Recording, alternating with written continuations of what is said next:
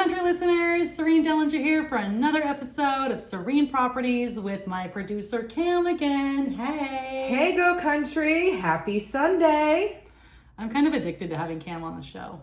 It's okay. I like it. So I like to talk with you, and you're a great talker, and you're a great friend, and you are so much fun, and you're definitely an expert in your field. So this makes it much better to talk about real estate with someone who is an expert. Well, and it makes it easier to talk for 30 minutes because it's not just me talking. And after 30 minutes of hearing myself talk, I start to feel a little boring. No, you could talk for 30 minutes. I know you. Do you guys think I'm boring? Can you go to my Instagram, Cyrene Properties, Cyrene Properties, and DM me and tell me you think I'm boring? I don't know if you want the answer. I want to know. No, she's very much fun. Just look at her page. You can tell she's fun. Yeah, I'm for a good time.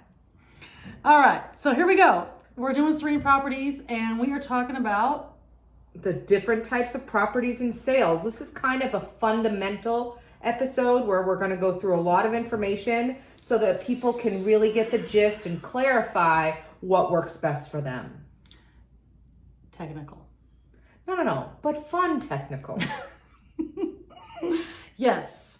So, okay. Do you want to start with a different type of properties? Do you want to start with something fun? No, okay, so I want to bring back how, because I feel it's really important to who you are. You're a mentor, you're a teacher, you really are about giving back. And you said it best, your original mentor said it's all about contribution. Coming from contribution. Yes. And you really do that because I know you don't not just love the sale or the actual career. You love people and you love helping them and you love making clients for life.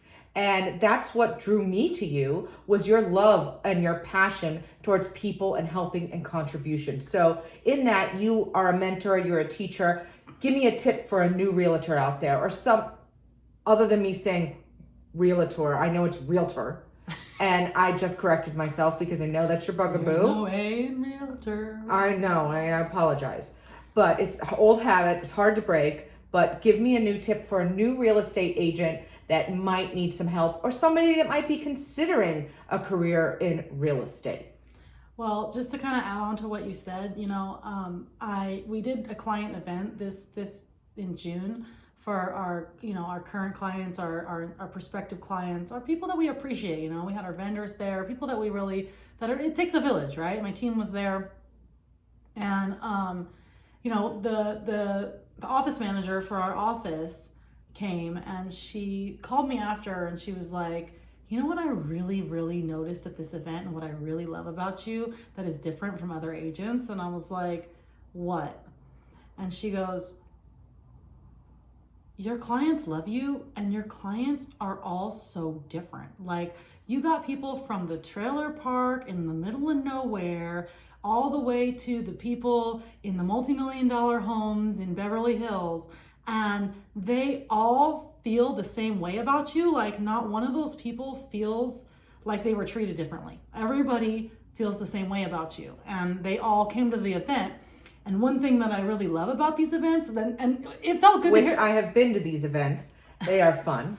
Well, what felt good about her saying that too was like my favorite part of the events is that I'm able to get that many people into one place at the same time that are from all different walks of life, all different cultures, all different, orientations, everything, right? In the same place at the same time, and we're all having a great time together, which I think, especially in today's day and age, we need to remember, like, not to get all like weird or political or something. I'm not trying to do that, but it feels so nice to have so many different people in the same place having a good time, enjoying each other. Yeah, it's been a long time. We've been cooped up. I'm all about this kumbaya stuff. So cooped up. Listen, I think love is in the air. Love is in the air. Love is in the air. Yes, every sight and every sound. And I want to be around people and I want to have a good time and I want to see people smile. I miss that the most. Yeah, it was nice. We really had a good time, and if you guys are listening, thank you so much for coming. I was so happy to see you. You have no idea how happy I am to see you guys. It's maybe stupid. Maybe you don't believe me. I don't care. I love it when I get to see all my people in the same place at the same time. Because, we do the transaction and then it's like, we keep in touch. I always keep in touch, but it's different when we're all there, having a party together. It's great. Right, with no business. It's all No business, all having a good time. It's all having a good time. And that's what I love that about you is that you do these events where you give back a lot, and it's really commendable. So And we don't mess around. We do some events. When I say events, no, yeah, they're playing. top notch. Just like your real estate ability, top notch. thank you. We got to keep it classy. So, you gonna give me a tip or what? Oh, I'm sorry. I went on a tangent. It's all right. You got kumbaya. Now let's get back to business. Okay, let's see. Tips for the new agent. Besides joining my team by calling 1-800-440-7566. Yeah, I like the way you slip it in. Slide right in. Boy, let's see a tip. Don't be afraid to tell your client that you don't know the answer to a question. Do not be afraid to tell somebody that you don't know, and you will find out and get back to them. People don't want you to BS them. People don't like that. So when you do, they know you are. So don't think you're getting away with anything when you do that. People have radar.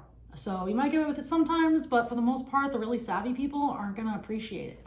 So be honest. If you don't know the answer to a question, say, you know what? Here's the best line. That's a great question. I'm going to go ahead and find out for you, and I'll get back to you today by the end of the day. How does that sound? As long as you get back by the end of the day. Yeah, don't forget to do that. Yeah, your follow-up game's got to be real strong. Follow-up game strong. Yes, but I agree, and I think that, again, works for a lot of different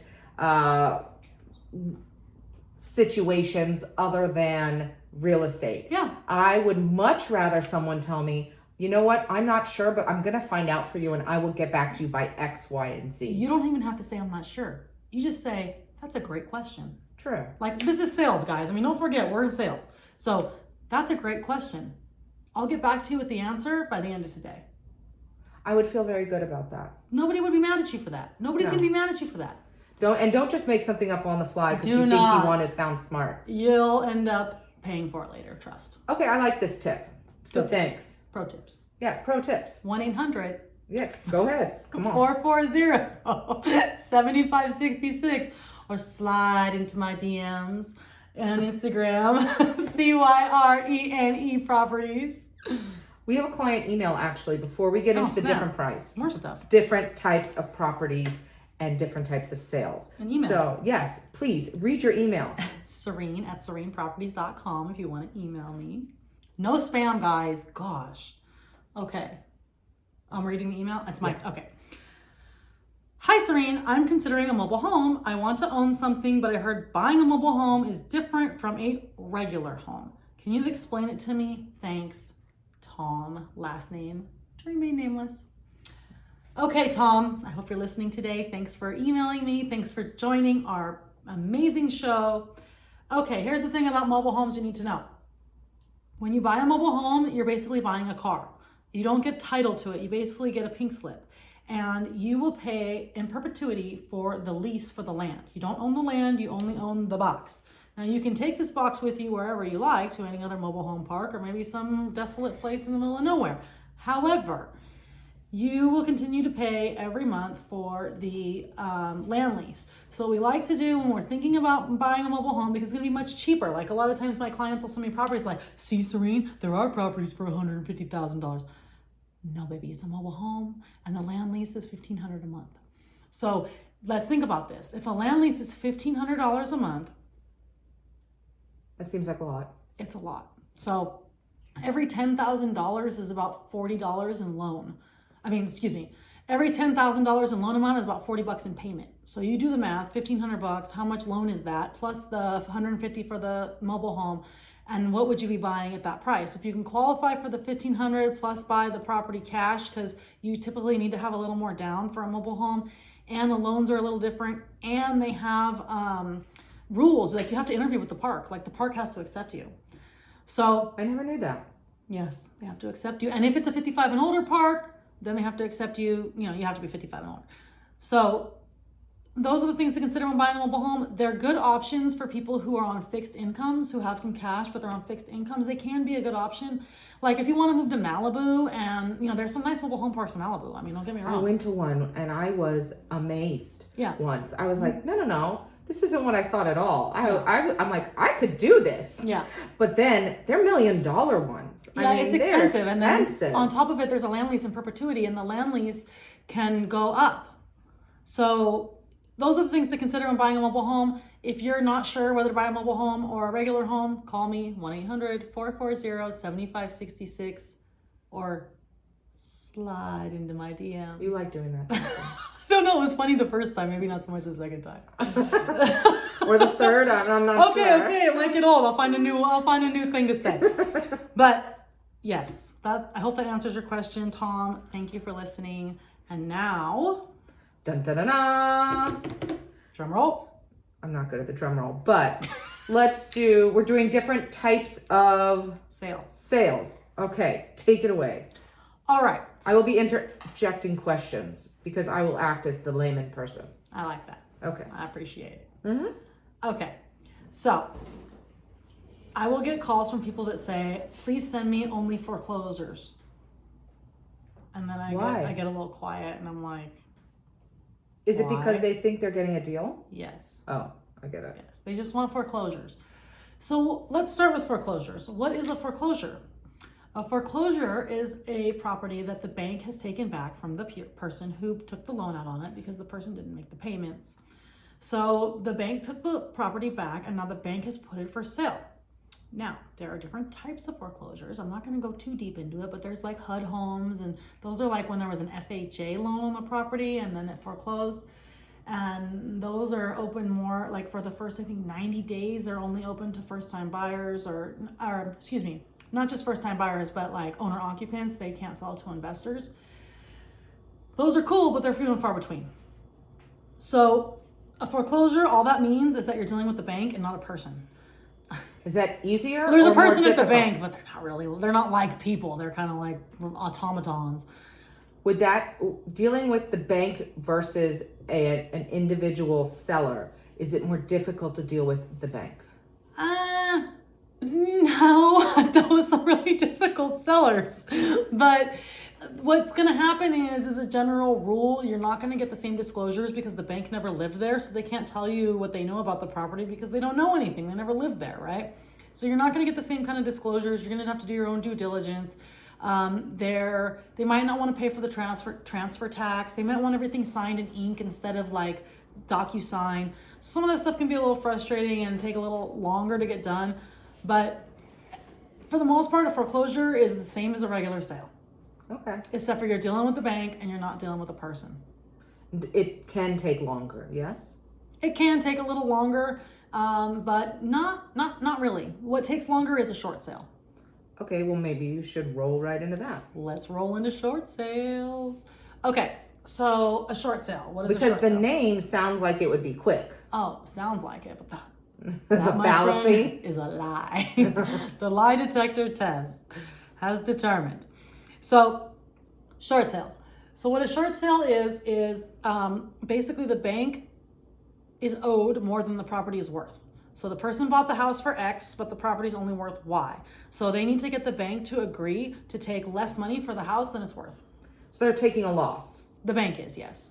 So they just want to get off of it, get rid of it. And you'd think that would go quicker than a foreclosure or Here's how it standard works. sale.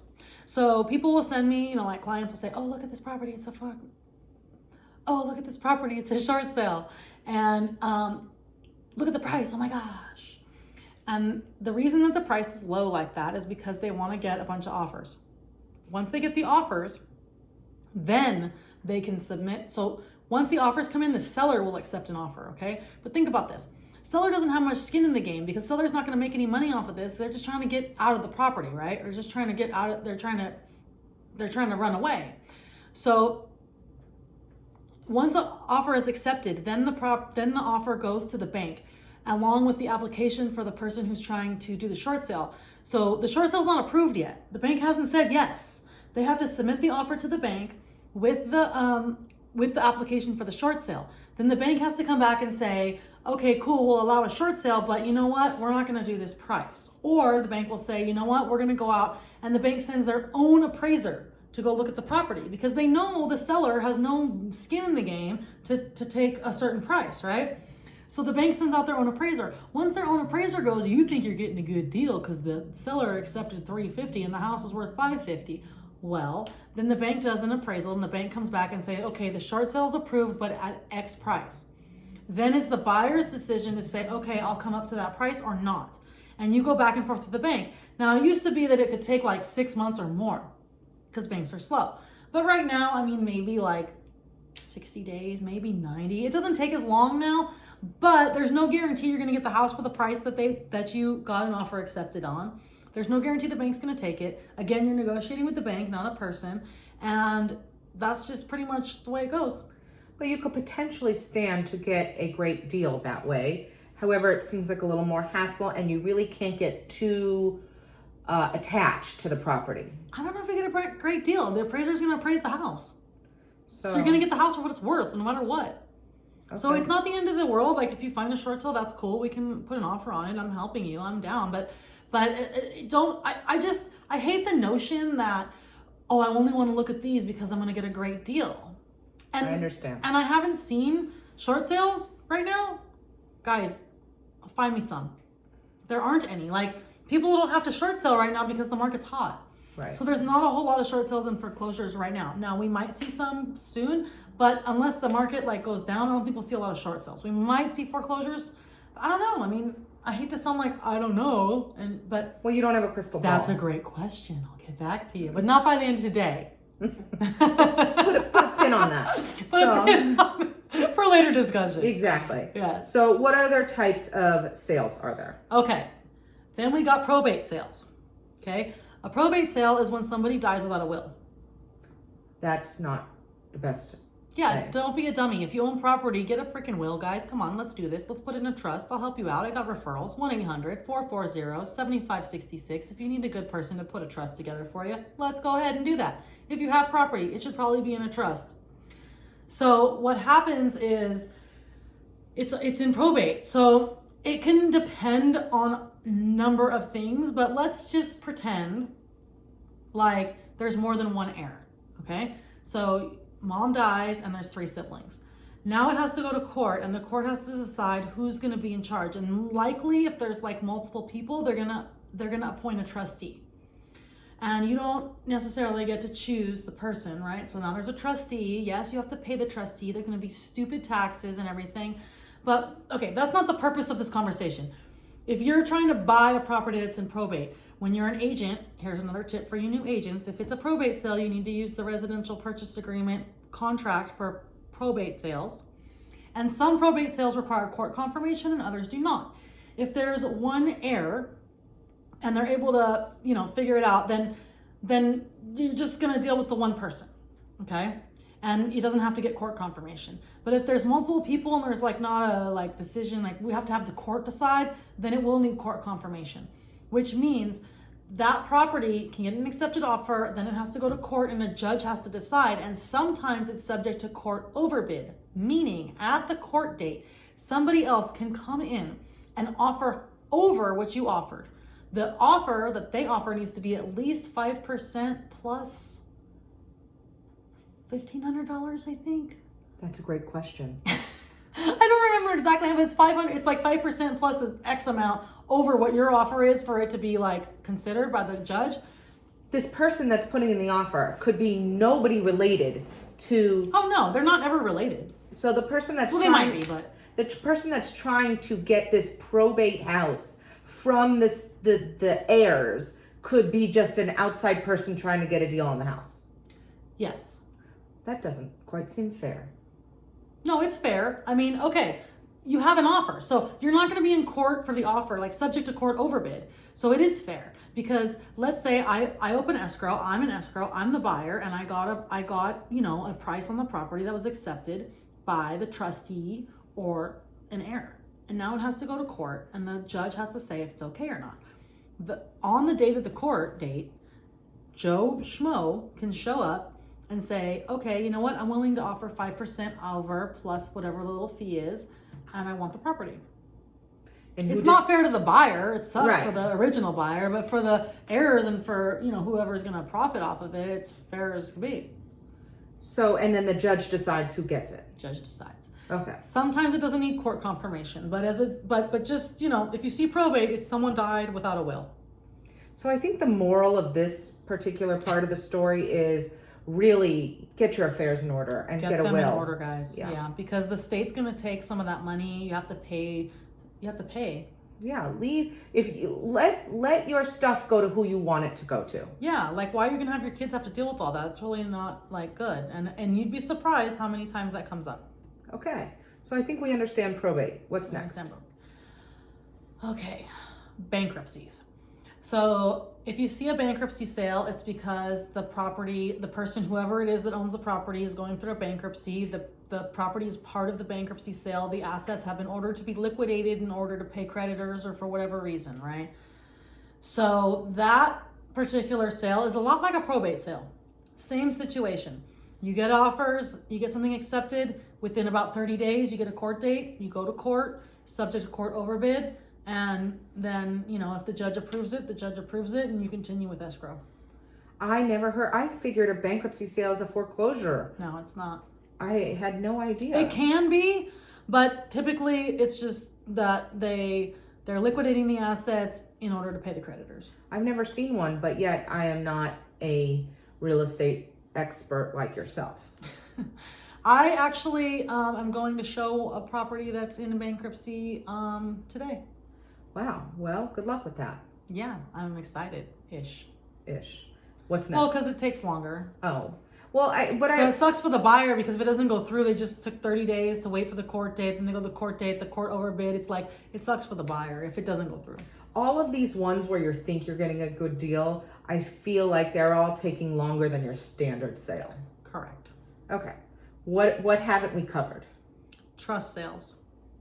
Oh, this is new for me as well. I'm learning so much. So let's say somebody dies and they did have a will. Oh. And it's in a trust. The property's in the trust, and the property has an executor, and the trust spells out who does what. It's nothing really like hardcore. It's just that the person who is on the trust signs off for it. There's some extra paperwork, and typically you're not going to get the same disclosures yet again because the person who's on the trust likely wasn't somebody who lived in the house. Somebody passed. Now it's a trust sale. It can be a conservatorship too, where let's say mom gets Alzheimer's and the person has to take conservatorship over the parent and the property's in a trust or whatever, then it could be like something like that too. But okay. It's pretty much you have an executor who's doing it. Okay. Okay. Notice of defaults, aka NODs. So notice of default just means that the person hasn't paid their bill and now the bank has filed on their title a notice of default and it will show up there. That means they're not at a short sale, they're not at a foreclosure stage, they just haven't paid their bills and they are trying to sell it before they end up in the foreclosure or so it's short like sale land. Pre-foreclosure? Kind of, yeah. And when you go onto that website that starts with a Z, you're gonna find a lot of those, and especially right now, and I'll have clients that will send them to me and be like, oh, look, it's a great deal. Right now you're gonna see a lot of those because all the forbearances. So those people didn't pay their bill. So that website that starts with a Z can pick up on that and see what's happening, and then, they show it as like a pre-foreclosure on their website, and it's just really those properties aren't even listed. If it's listed, and it says it's a notice of default, then fine, that's what it is. And it's the same thing like a regular sale. The seller is the one who agrees to the deal and all that. They just haven't paid their bill and it's filed, and basically it's a disclosure. Okay. Yeah. I think the only then there's one... standard sales. Yeah, no, I was going to say, I think that's the only one you haven't covered yet. Then there's regular sales. Standard sale. So a standard sale just means just that person, whoever it is, the couple, the individual, whoever it is that wants to sell the house, puts it for sale, and they hire someone like myself to get it on the market and get it ready and do a fantastic job. 1-800-440-7566. And Say it again. 1-800-440-7566. Market's hot, guys. People are making some serious money. And I will tell you, like, people go, oh, are we going to have a market crash? Is the world going to end? Like, I'm not going to go too deep into that. But I will tell you that my lenders who trust me to sell their houses for them sold off all their family stuff. Okay. And I did it. Yay. So one other type of sale I kind of want to touch on is when somebody is getting a divorce. So you're not going to see in the MLS, or it's not going to be disclosed like, oh, this is what's going on. It's not called a divorce sale? No. A dissolution? No, it doesn't go sale? up in the MLS. It's not disclosed like that, but it can be the case that it needs court confirmation. Like, it can be the case that the court will decide what amount to accept for the property.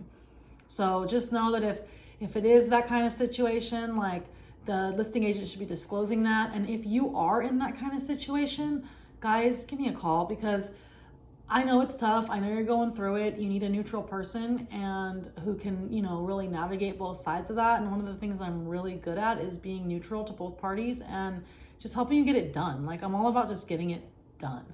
And I know the last thing you want is to have all this stuff hanging over your head. It can be very touchy. So, but there is, sometimes the case where, like, let's say the husband and wife don't agree on what the price of the house is worth, then the judge gets to decide. But I will tell you, the best way around that is to not wait until the judge tells you what to do. Like, let's get it done beforehand. If you guys know you're going to get a divorce, let's get it done beforehand. If you guys don't agree on the price to sell the house for, then all we need to do is each one of you needs to kick in $250. We'll get you an appraisal, an independent appraisal, and that's what the house is worth. And there's no more arguing. Well, I like no more arguing. No more arguing is good. No more drama. No, we don't like drama. So I think I've learned a lot today, but I gotta tell you, the thing that I learned most is that having someone like you help navigate this process is probably priceless. Yes. There's also a for sale called a for sale by owner. Okay, that sounds like someone's listing it without an agent. Sounds like a bad idea, folks. Well, I think that there's a lot of things that the average person who isn't a real estate agent doesn't quite realize that what they're going to have to do. Yeah, just listen to the show. Like, you can see that there's a million gazillion different scenarios that can come up that can trip you up in the middle of this and end up not getting you top dollar or getting you into a lawsuit or worse. So yeah, contractually, I think that there's things that I would have no idea about. I don't even sell my own homes without I have another agent listed. Okay, that I get that. FYI. So I think that, that's my takeaway, is that you are a wealth of knowledge, and that having someone like you on my team would make me feel much better throughout this process. And if you want to be on my team because you're an agent and you'd like to join a very successful team, we are bringing on new people at this time. So give me a call, 1-800-440-7566. And I will see everybody next Sunday at 8 a.m. right here on Go Country. Cam? Make it a great day. That's the one. Thanks, guys. Bye.